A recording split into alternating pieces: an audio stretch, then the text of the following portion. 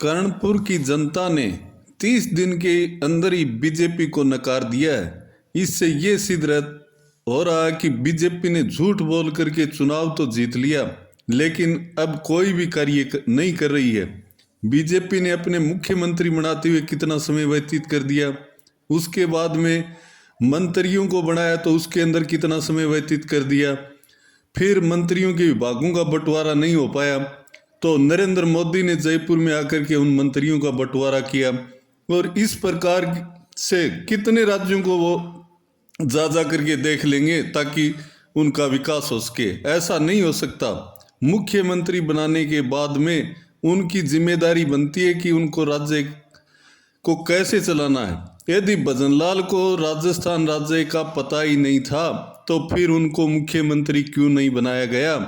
उनके बजाय वसुंधरा राजे सिंधिया, किरोड़ीलाल मीणा, राज्यवर्धन सिंह राठौड़, अनेक बहुत से अनुभवी नेता बैठे थे तो उनको मुख्यमंत्री बना दिया जाता। यानी नौसिखिए को कोई भी जिम्मेदारी सौंपना, उसको ट्रेनिंग देना, इस देश के अंदर किसी को ट्रेनिंग दी जाती है तो उसको उप मुख्यमंत्री बना करके दी जानी चाहिए ताकि जनता का भला हो सके। लेकिन इतने दिन 1.5 महीना हो गया है, 1.5 महीना बीत जाने के बाद भी न तो विकास की बात हो रही है, न कोई रोजगार का मुद्दा हल हो रहा है। कितने लड़के भर्तियों के लिए इंतजार कर रहे हैं, कोई भर्ती का जिक्र नहीं है, न कोई विकास का मुद्दा है। सिर्फ एक दूसरे पर आरोप प्रत्यारोप करने के अलावा इनके पास कुछ नहीं बता है।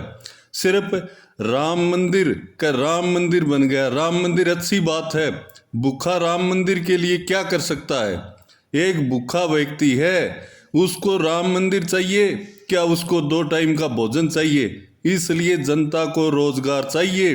पढ़े लिखे लोगों को कह रहे हैं कि सब्जी बेच लो, दुकान चला लो, क्यों फिर पढ़ाई किस काम के लिए चलाई है? ऐसा बीजेपी के नेतृत्व वाले कह रहे हैं कि सब रोजगार की दुकानें खोल लो। सब रोजगार बातों से नहीं खुलता, सब रोजगार के लिए भी पैसा चाहिए और पैसा उन सब रोजगार वालों को कोई भी सरकार नहीं दे पाती है। सिर्फ ये कहा जाता कि सब रोजगार कर लो। यदि सब रोजगार करने के लिए उनके पास पैसा होता तो वो रोजगार की मांग कभी नहीं करते। उनको सिखाने की कोई जरूरत नहीं है।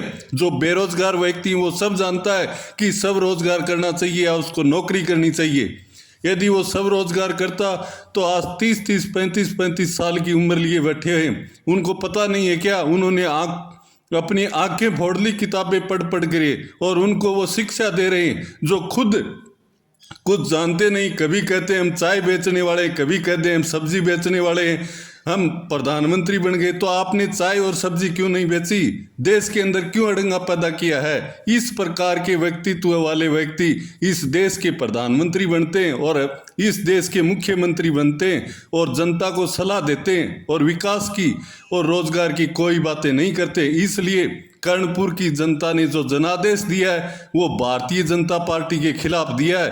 यानी जो विकास नहीं कर पाएगा उसको जनता सिरे से नकारेगी, चाहे कोई भी पार्टी हो, चाहे कांग्रेस पार्टी हो, चाहे बीजेपी पार्टी हो। जो विकास की बात करेगा उसी की सुनाई जनता करेगी, नहीं तो दोनों पार्टियों को इस देश से निकाला देगी। उनको भी ये बोलते हैं कि ऐसे व्यक्ति जो सनातन धर्म की, हिंदू धर्म की बातें नहीं करते उनको देश छोड़ देना चाहिए।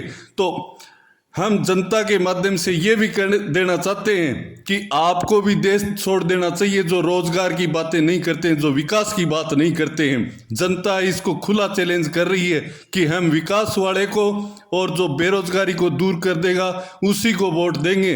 राम मंदिर हम भी बनाना जानते हैं और राम को हम भी पूजते हैं, लेकिन हमारे को पहले रोजगार चाहिए, विकास चाहिए।